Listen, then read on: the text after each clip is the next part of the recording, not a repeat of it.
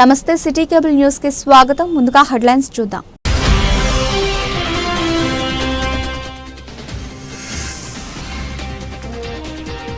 వేములవాడ రాజన్నను దర్శించుకున్న BC commission సభ్యులు.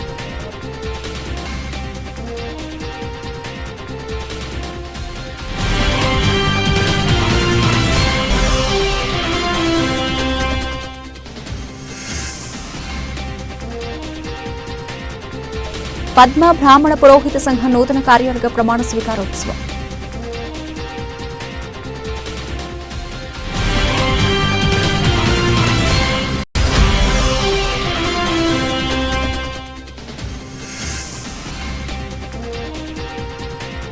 ఆధారాలు నిరూపించాం, ముక్కు నేలకు రాగాలని టీఆర్ఎస్ నాయకులకు సవాల్ విసిరిన బీజేపీ నాయకులు.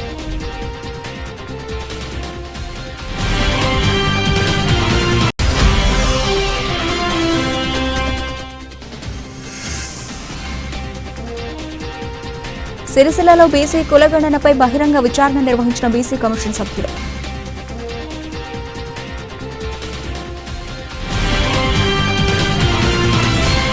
రాష్ట్ర BC commission chairman G Niranjan సభ్యులు రాపోలు జయప్రకాష్, తిరుమలగిరి సురేందర్, శ్రీమతి రంగు బాలలక్ష్మి బుధవారం వేములవాడ శ్రీ రాజరాజేశ్వర స్వామి వారిని దర్శించుకున్నారు. బీసీ కమిషన్ చైర్మన్ సభ్యులకు ఆలయ అర్చకులు పూర్ణకుంభంతో స్వాగతం పలకగా స్వామివారికి ప్రత్యేక పూజలు నిర్వహించగా ఈవో వినోద్ ప్రసాద్ అందజేశారు. అనంతరం చైర్మన్ సభ్యులను ఆలయ అర్చకులు ఆశీర్వచన కార్యక్రమంలో బీసీ సంక్షేమ అధికారి రాజమనోహర్ రావు, అధికారులు తదితరులు పాల్గొన్నారు.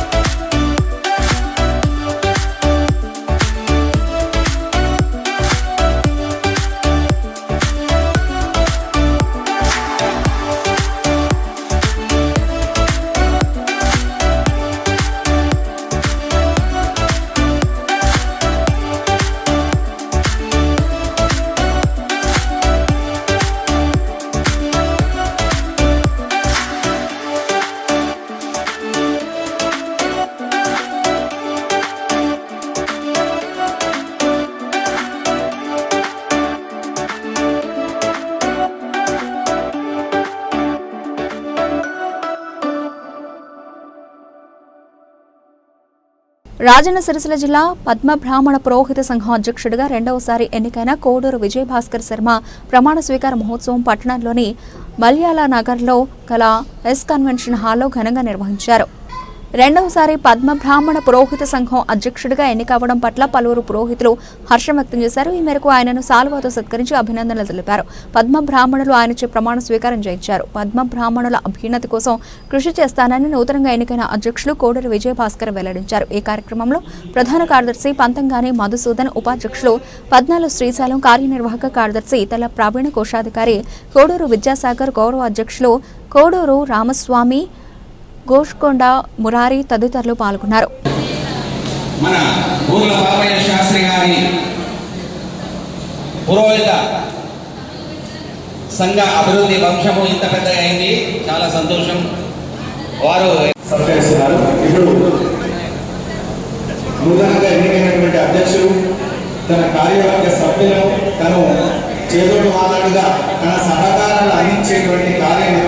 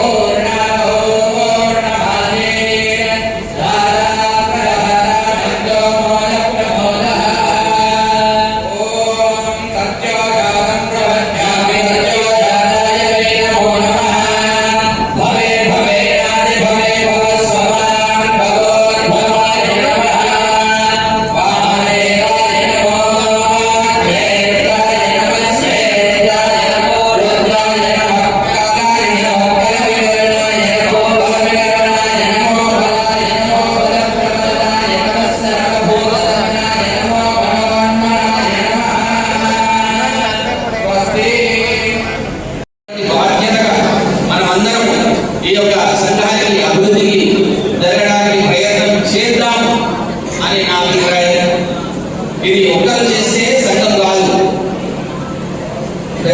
అధికారం ఉన్నా అధికారం లేకపోయినా పురోహితుడైతే మాత్రము ఈ పురోహిత సంఘానికి మంచి అభివృద్ధి చేసేటువంటి పురోహితులకు కావలసినటువంటి విధి విధానాలు కానీ, పండుగలు కానీ, సమావేశానికి మనకు ఒక స్థలం కావాలి, జాగా కావాలి, భవనం కావాలి, ఒక దేవాలయం కావాలి. అవన్నీ ఇంతవరకు నెరవేరలేదు. కానీ ఇప్పుడు నెరవేర్చేటువంటి అవకాశాలు కొద్ది రోజుల లోపలనే మంచి అవకాశాలు ఉన్నాయి. పెద్దల దయ వల్ల, గురువుల దయ వల్ల, మన బాబాయ్ గారి అనుగ్రహం వల్ల, సరస్వతి అనుగ్రహం వల్ల సంబంధం కలగాలి. ఉండడం వల్ల ఈ అందరూ కూడా చిన్న పెద్ద కాకుండా ఒకరికొకరు సంస్కారంగా, సాంప్రదాయంగా మన వేషధారణ, కట్టు, బొట్టు, జుట్టు ఇవి కంపల్సరీ పురోహితులు పాటించాలి. అయినంత వరకు ఖచ్చితంగా పాటించాలి. చేసే కార్యక్రమాలు ఒక పురోహితుడు గౌరవంగా ఉండాలంటే కొన్నింటిని వదులుకోవాలి. అందరిలో భోజనం చేయకూడదు. హోటల్లో అందరి ముందర తినకూడదు. కొన్ని సందర్భాలు ఎక్కడో ఎప్పుడో అవసరమైనప్పుడు విధి అయినప్పుడు చేసింది వేరు, గురవుదలేకపోతే చేసింది వేరు. కానీ మన గురువులకు నమస్కరిస్తూ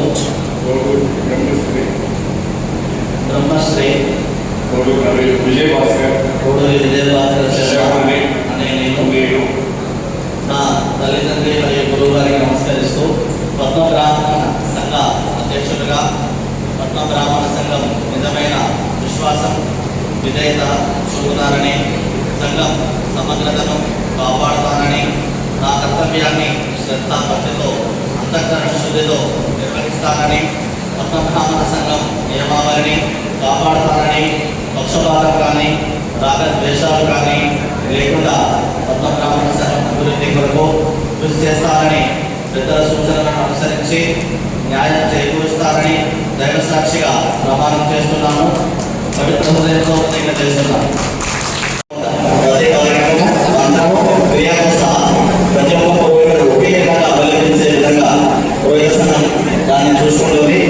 అదేవిధంగా జ్యోతిష్యంలో ముహూర్తాలు పెట్టడానికి ఎవరికైనా నూతన విద్యార్థులకు ఏమైనా సందేహాలు ఉన్నా కూడా నిస్సందేహంగా సంఘానికి వచ్చి వారి యొక్క అన్ని డౌట్ మీరు క్లియర్ చేసుకోవడానికి సంఘం ఎప్పుడు తోడ్పాటు ఉంటుంది.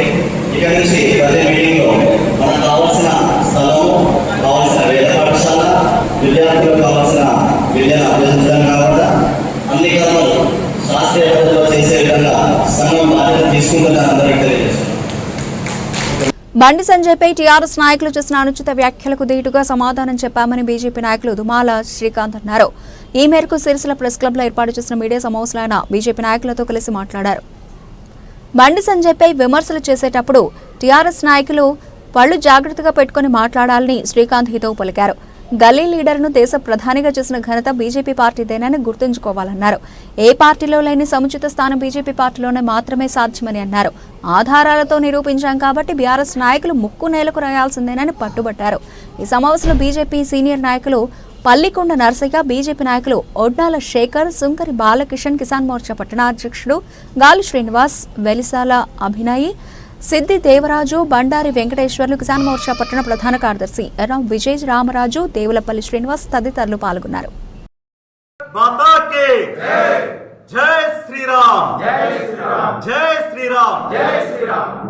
ముందుగా ప్రెస్ క్లబ్ మిత్రులందరికీ మా భారతీయ జనతా పార్టీ తరఫున నమస్కారాలు తెలియజేసుకుంటూ, నిన్నటి రోజున టీఆర్ఎస్ వాళ్ళు మా నాయకుడైనటువంటి గౌరవనీయ శ్రీ పార్లమెంటు సభ్యులు బండి సంజయ్ అన్న మీద ప్రెస్ మీట్ పెట్టడం జరిగింది. అందులో వారు అన్నవాటికి మా పట్టణాధ్యక్షులు నాగుల శ్రీనివాస్ గారు కౌంటర్ ఇవ్వడం జరిగింది. సాక్ష్యాధారాలతో సహా నిరూపించారు. వాస్తవానికి ఐపీఎస్ ఎవరు అని అడిగారు కదా, మీ పక్కన చేర్చుకున్నటువంటి ఐపీఎస్ గారి వీడియో క్లిప్పింగే నిన్న ప్రెస్ మిత్రులందరి ముందు మా ప్రెసిడెంట్ గారు ప్రదర్శించడం జరిగింది. మీరు అన్నారు కదా నిరూపిస్తే ముక్కు నాలేకి రాస్తామని. మిత్రులారా, బీఆర్ఎస్ పార్టీ నాయకులారా, మీరు గాంధీ సెంటర్ ఎంచుకుంటారా, అంబేద్కర్ సెంటర్ ఎంచుకుంటారా, బస్టాండ్ సెంటర్ ఎంచుకుంటారా? నిరూపించుడు కనుక మీరు వచ్చి ఇప్పుడు ముక్కు నాలకు రాయాల్సిందే. గల్లీ లీడర్ అని పదే పదే మా నాయకుడిని అన్నారు. నిజంగా మా భారతీయ జనతా పార్టీ గల్లీ స్థాయి లీడర్కు ప్రధానమంత్రి, మూడోసారి ప్రధానమంత్రి అయ్యే హోదాను కల్పించేటువంటి పార్టీ మా భారతీయ జనతా పార్టీ. అది ఒక్క భారతీయ జనతా పార్టీతోనే సాధ్యం. గల్లీ నుండి మొదలెట్టిన ప్రయాణాన్ని ఇలా ఢిల్లీలో జెండా ఎగరేసిండు మా బండి సంజయ్ అన్న. అది మర్చిపోతుర్రా? మీరందరూ నిన్న ప్రెస్లు కూర్చున్న అందరూ మేధావులే, విద్యావంతులే, అందరూ ఉద్యమ నేతలే. కళ్ళేమన్నా దొబ్బినాయా మీకు? కరీంనగర్లో అన్నగారు చేసిన అభివృద్ధిని చూసి మీ పార్టీలో 5 సంవత్సరాలకు మేయర్గా చేసినటువంటి వ్యక్తి మా అభివృద్ధిని చూసి మా పార్టీలో జాయిన్ అయిందా లేదా?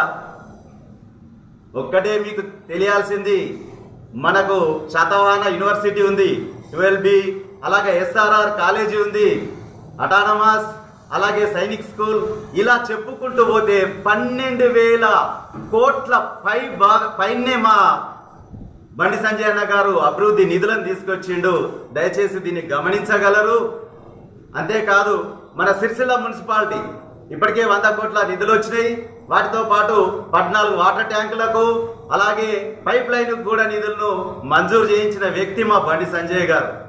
మీకొక్కటే చెప్తున్నాం, ఇక ఊరుకుంటే మీరు మాట్లాడితే ఊరుకునేది లేదు. దయచేసి హెచ్చరిస్తున్నాం, మాట్లాడే ముందు మీ స్థాయిని మీరు గుర్తుంచుకోండి. ఎందుకంటే బండి సంజయ్ గారిని విమర్శించే స్థాయి మీది కాదు.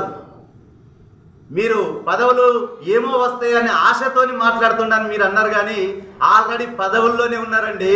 2 సార్ల పార్లమెంట్ సభ్యునిగా ఎన్నికై ఈరోజు కేంద్రంలో మినిస్టర్ స్థాయిలో ఉన్నారు. మీరే అంటారు కదా కేంద్ర సహాయ మంత్రి మినిస్టర్ అని. ఆ పదాన్ని వాడుతున్నప్పుడు ఇంకా పదవి ఏం కావాలి, కొత్తగా ఏం కావాలి చెప్పండి. ఇంకా దేనికో ఆశించేది లేదు, మిమ్మల్ని వదిలిపెట్టేది లేదు. ఇన్ని రోజులు 10 సంవత్సరాలు, ఈ 10 సంవత్సరాలు మీరు చేసింది ఏముంది? కుప్పగూలిపోయింది. మీరు అధికారం నుండి పక్కకు జరగంగానే ఆత్మహత్యల సిరిసిల్లగా మళ్ళా మొదలెట్టిండ్రు. అవునా కాదా? ఒక తండ్రి ఒక కుటుంబానికి పరిపాలన చేస్తే కనీసం ఒక 2-3 తరాల దాకా చల్లగా బ్రతకాలి. మీరు చేసిన అభివృద్ధి మీరు అధికారం నుండి పక్కకొంగనే కుప్పగూలిపోయి ఆత్మహత్యల సిరిసిల్లగా మారిపోయింది. దాన్ని గమనిస్తలేరా? వాటి మీద ప్రెస్ మీట్ పెట్టలేరా? ఏంది మీరు చేసిన అభివృద్ధి ఎక్కడుంది? ఇంకొక మాట మీకు చెప్తున్నాం, అక్కడ సెంట్రల్ ఉన్నది మా గవర్నమెంటే. రాబోయే రోజుల్లో మీరు ఊహించినటువంటి నిధులు మా బండి సంజయ్ గారి ద్వారానే తీసుకొచ్చే బాధ్యత మేము తీసుకుంటున్నాం.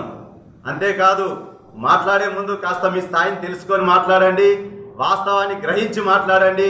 అన్ని రకాల ప్రూఫ్లు చూపెట్టినాక మీరు మాత్రం ముక్కునాలకు రాయకపోతే వదిలిపెట్టే ప్రసక్తి లేదు. హెచ్చరిస్తున్నాం మిమ్మల్ని భారతీయ జనతా పార్టీ తరఫున.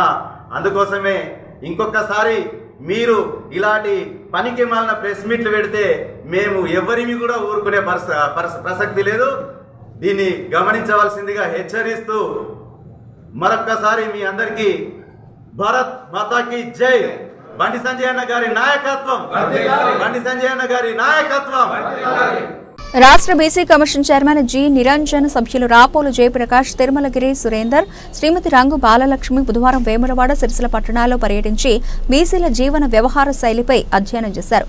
వారి స్థితిగతులపై ఆయా కుటుంబాలను అడిగి తెలుసుకున్నారు. బీసీ కమిషన్ చైర్మన్ సభ్యులు గీతానగర్, విద్యానగర్లో నివసిస్తున్న దొమ్మర ఇతర కులాలను కలిసి వారి జీవన స్థితిగతులపై అడిగి తెలుసుకున్నారు. రాష్ట్ర ప్రభుత్వం బీసీ గణనపై ప్రత్యేక అధ్యయన కమిటీ వేసిందని, దీంట్లో ఉన్న కులాలు, ఉపకులాలపై వారి జీవన స్థితిగతుల పరిస్థితులను అధ్యయనం చేసేందుకు కమిటీని నియమించిందని పేర్కొన్నారు. దొమ్మర పిచ్చగుండ్ల కులాల వారి కుల మార్పును పై చేసిన అభ్యంతరంపై వివరాలను సేకరించారు. ప్రభుత్వానికి నివేదించి తద్వారా తీసుకుని చర్యలను ఉపక్రమించినట్లు తెలిపారు.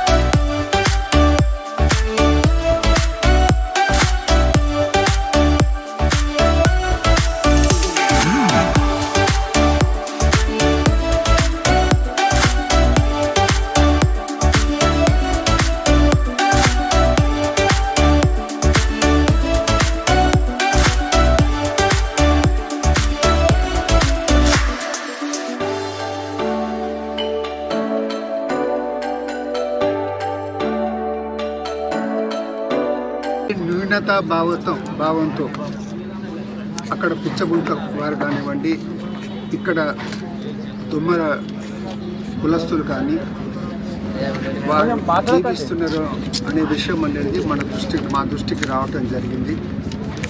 ప్రధానంగా వారి డిమాండు వాళ్ళ కులం పేరు మార్చాలనేది ప్రధానమైన వారి డిమాండు. కమిషన్ అనేది ఈ విషయంలో ఏప్రిల్ 2nd వీక్ లోపల ఒక నిర్ణయం తీసుకొనేసి ప్రభుత్వానికి పంపడం జరుగుతుందన్నమాట కూడా మనం చేస్తూ ఉన్నాం. ఇక్కడ మేము గమనించింది ఏంటంటే, వారు ఏదైనా పని చేసుకోవాలనుకున్నానని, ఈ దొమ్మర కులస్తులు ఏమైనా పని చేసుకోవాలనుకున్నానని వారిని పనిలో పెట్టుకోవటానికి కూడా కొందరు ఇష్టపడతలేరని, తర్వాత వాళ్ళు పిల్లల చదువుల గురించి అడ్మిషన్ తీసుకోవటం టైంలో వాళ్ళ కులం పేరు చెప్పుకోలేనటువంటి పరిస్థితి ఉందని ఒక సోదరి ఇప్పుడు చెప్తుండే. వాళ్ళ అమ్మాయి అడ్మిషన్ గురించి వాళ్ళ కులం పేరు చెప్పకుండా స్కూల్లోనే అడ్వైజ్ చేసిండ్రు, వేరే కులం పేరు మీద మీరు అడ్మిషన్ తీసుకోండి అనే మాట చెప్పడం జరిగింది. పెన్షన్కు సంబంధించినంత వరకు కూడా ఇప్పుడే సోదరి చెప్పడం జరిగింది. ఒంటరి మహిళ అయితే ఒంటరి మహిళకు అనేది ఏది పెన్షన్ అనేది సౌకర్యం అనేది ఇవ్వటం లేదన్నమాట చెప్పడం జరిగింది. దానికి అటువంటిది రెస్ట్రిక్షన్ ఏం లేదన్నమాట ఆర్డీఓ గారు కూడా చెప్పడం జరిగింది. మీరు ఆర్డీఓ గారిని వారు అప్రోచ్ అయితే వారి సహకారం అందరికి చేస్తారు. ఇన్ కేస్ ఏమైనా అవసరం అనుకుంటే రూల్స్లో ఏమైనా మార్పు కావాలనుకున్నా కానీ మనం ప్రభుత్వం దృష్టికి తీసుకొచ్చి అది కూడా చేసే ప్రయత్నం చేస్తామనే మాట మనం చేస్తూ, ముఖ్యంగా ఫైనల్గా 42% రిజర్వేషన్స్ అనేది ఇవ్వాలనేసి ప్రభుత్వం సంకల్పించింది. బీసీ కమిషన్ కూడా ఆ విషయంలో బాగా తమ వంతు కృషి చేసింది. కాబట్టి ఆ 42% రిజర్వేషన్ చట్టమైనప్పుడు అనేది ఇంతవరకు ఏ కులాల వారైతే లబ్ధి పొందలేదో ఆ కులాల వారికి లబ్ధి లభించే విధంగా బీసీ కమిషన్ తప్పకుండా కృషి చేస్తుంది. అందులో ప్రజలందరి సహకారం కావాలని మనవి చేస్తూ డెస్క్ అనేది పెట్టేసేసి, అంటే ఇప్పుడు రాజీవ్ యువ అప్లికేషన్స్ గిట్ట సబ్మిట్ చేసినప్పుడు అక్కడ వాళ్ళు చాలా అన్ఎడ్యుకేటెడ్గా ఉన్నారు. ఎట్లా అవుట్ ఆఫ్ ఫిల్ అప్ ఏమేమి సర్టిఫికేట్స్ అనేవి ఒక గైడ్ చేయడానికి అనేది వారు అనేది ఒక హెల్ప్ డెస్క్ పెట్టాం. అటువంటి పరిస్థితుల్లో ఉన్న సమయంలో మనం అనేది తప్పకుండా సమాజంలో వీళ్ళకు కూడా సరైన గౌరవం ఇచ్చే విధంగా బీసీ కమిషన్ తప్పకుండా ప్రయత్నం చేస్తుంది. వారితో మేము మనవి చేసింది ఏంటంటే, అనుకోకుండా మేము ఆ ఉద్దేశంతో రాలేదు, కానీ రాజీవ్ యువ వికాస్ స్కీమ్ అనేది ఇప్పుడు నడుస్తుంది.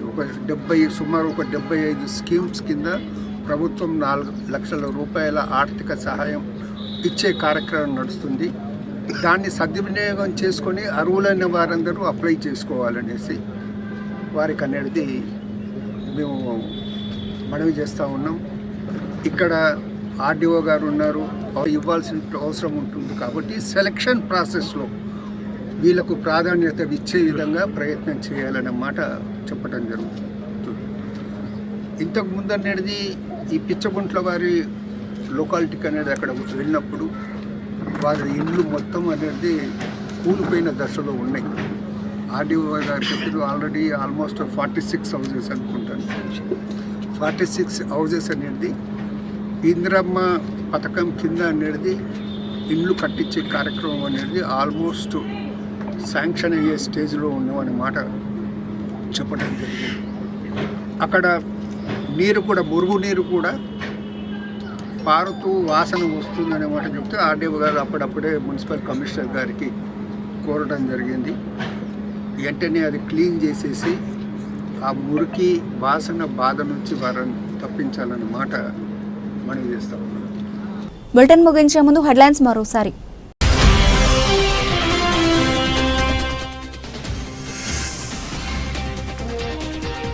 వేములవాడ రాజన్నను దర్శించుకున్న బీసీ కమిషన్ సభ్యులు.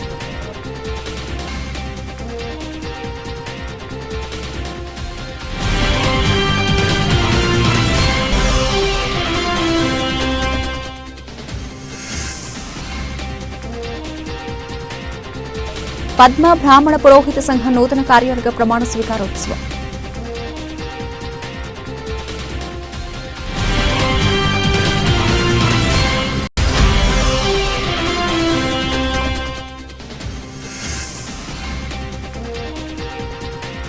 ఆధారాలు నిరూపించాం, ముక్కు నేలకు రాగాలని టీఆర్ఎస్ నాయకులకు సవాల్ విసిరిన బీజేపీ నాయకులు.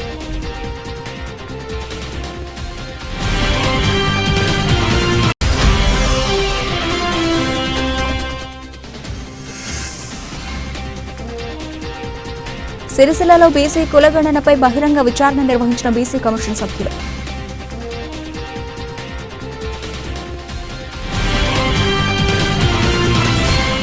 ఇవి ఇప్పటివరకు నబిల్చిన అప్డేట్స్. మరిన్ని అప్డేట్స్తో మళ్ళీ కలుద్దాం. Keep watching city cable news.